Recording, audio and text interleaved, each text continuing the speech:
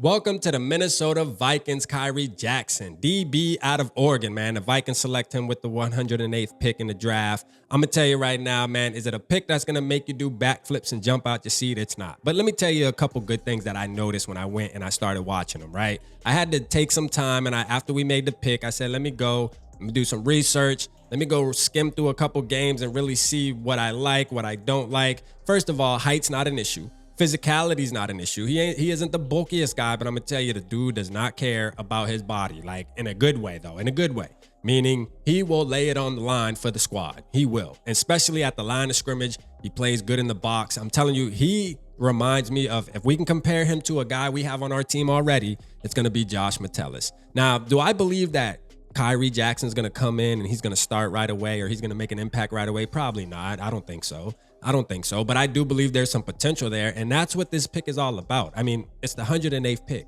You feel me? Like, it's a guy that you bring in, you see potential there, and you just say, hey, maybe not. But if it doesn't, it does no skin off our back. But if it does, then we get to enjoy the fruits of the labor. Now, I will say this, man. When it comes to the sense of the field, I like that about him.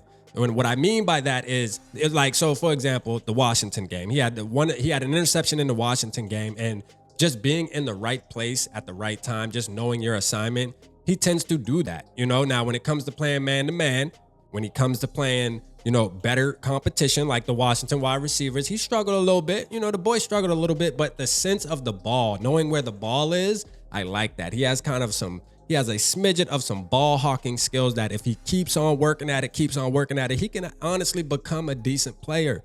He could become a decent player, man. I'm telling you right now. Hey, look, I'm okay with the pick, man. Like, at the end of the day, after what the Vikings did in round one, everything else after that, we gave up a lot of our higher picks to get what we needed to get in the first round. So we can't expect these players we getting now to come in and be superstars. These are players that are going to be depth pieces for the most part. And truth be told, I believe Mekhi Blackmon needs to take a step forward this year. So, Khyree Jackson can get on the roster if he makes the 53 and learn. If an injury happens, you go in there. But I do see potential there. 6'3", the dude got size on him, man. You know what I'm saying? Like, hey, look, man, I'm not mad at the pick, man. How y'all feel about the pick? I'm not mad at it, bro. I'm really not mad at it. He transferred from Alabama. The kid transferred from Alabama. Now, some people might look at that and say, well, why'd you have to transfer from Alabama? You couldn't make it there. That could be the case. Maybe things went left over in Alabama and he had to move to Oregon to be able to get on the field. But the truth is, he got on the field. He made it happen. He got drafted, and he's a Minnesota Viking now. So we got a rep for the boy. You hear me? We got a rep for the boy, man. Khyree Jackson. I'm excited you on the team, man. I'm excited to see what you do. You know what I mean? I always look, when it comes to these type of picks, y'all all know.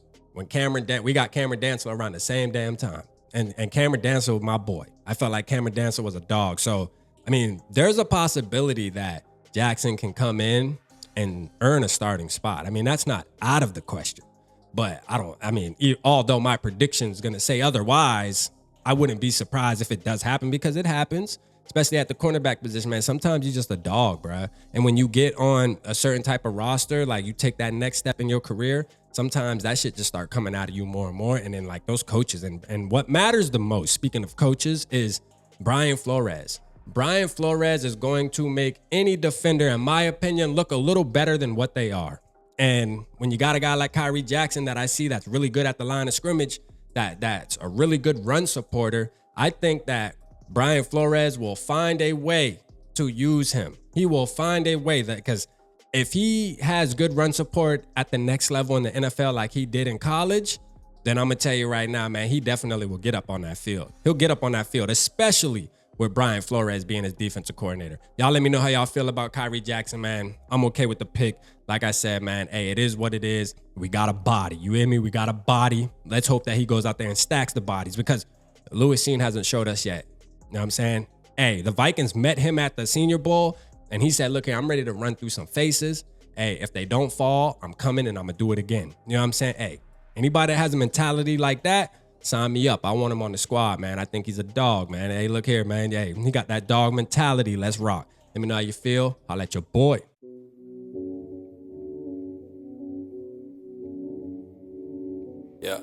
smooth summer. Who running? I hear them talking, but they ain't gon' do nothing. Celebration, I might have a toast with you. I'm feeling good, I'm feeling great, I'm terrific. We ain't taking no losses, we winning. Undefeated, check the percentage.